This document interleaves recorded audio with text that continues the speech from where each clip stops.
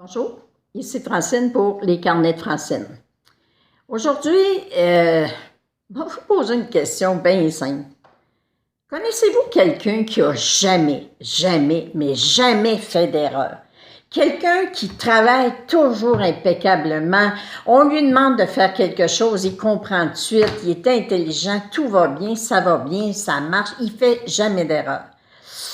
Ben moi, je peux vous dire que le jour où j'ai entendu une phrase qui a dit « Il n'y a que ceux qui ne font rien, qui ne font jamais d'erreur. » Alors, apprenez donc à comprendre que oui, ça se peut qu'on vous fasse des reproches. Oui, ça se peut que vous ayez donné votre 100 puis même 110%.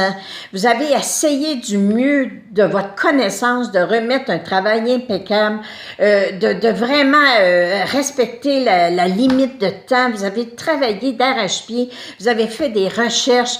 Et la personne à qui vous remettez le travail ou que vous faites un compte-rendu vous dit, ben oui, mais comment ça que tu n'as pas pensé de parler de ça? Comment ça que tu n'as pas pensé que les gens seraient intéressés de connaître telle ou telle chose? Je trouve que tu es loin du sujet un peu, tu t'éloignes un peu du sujet.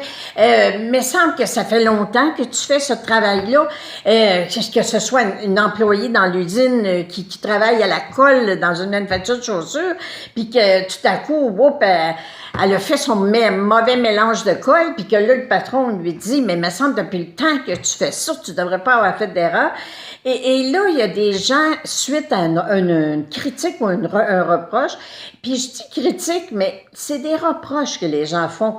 Mais souvent, vous comprenez que les gens vous traitent comme vous vous traitez. Alors, si vous travaillez toujours dans la peur de... je suis dans le sentiment de est-ce que je suis assez compétent? Est-ce que je suis assez compétente? Mon Dieu, qu'est-ce qu'ils ont vu en moi? Comment ça qu'ils m'ont donné ce travail-là? Il me semble qu'ils ont de l'air à trouver que je suis meilleure que moi. Je pense que je suis meilleure. Et ça, qu'est-ce que ça fait? Ça fait des personnes qui travaillent, mais toujours dans la crainte d'être repris. Puis quand on cherche à trop en faire, quand on n'est pas attentif à ce qu'on fait, tout ce qu'on pense, c'est « il faut pas que je me trompe, il faut pas que je fasse d'erreur ». Vous vous souvenez, quand vous avez peur de quelque chose, c'est ça qui arrive. Alors, quand vous travaillez, réalisez qu'on vous a engagé pour vos compétences. Quand vous ne comprenez pas quelque chose, combien de gens... Je ne suis pas pour dire que je sais pas. Je suis pas pour dire que je comprends pas qu'est-ce qu'il est en train d'expliquer. Je vais passer pour qui, moi? Voyons donc, ça n'a pas de bon sens, je peux pas me permettre ça. Et la personne ne va pas au-devant. Et moi, je dis tellement tout le temps, poser des questions. Tous les cours que j'ai pu suivre depuis une trentaine d'années, moi, je peux vous dire qu'à tous les cours que j'ai suivis, j'étais celle qui posait des questions. J'étais celle qui disait « Dans quel sens vous dites ça? » Et combien de personnes venaient me voir et me disaient « Merci Francine d'avoir posé la question. J'osais pas le faire, mais je comprenais pas moi non plus. » Puis moi, je disais « Tu paies pour un cours, que tu veux t'améliorer, puis tu ne demandes pas de questions, tu ne vas pas chercher les réponses que tu cherches. Ben voyons donc.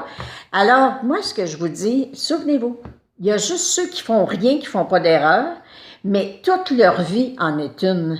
Alors moi, j'aime bien mieux poser des questions, avoir l'air innocente, avoir l'air non pas une intellectuelle parce que je connais pas telle ou telle chose, parce que je suis pas au courant du fonctionnement du corps humain au complet. C'est pas important.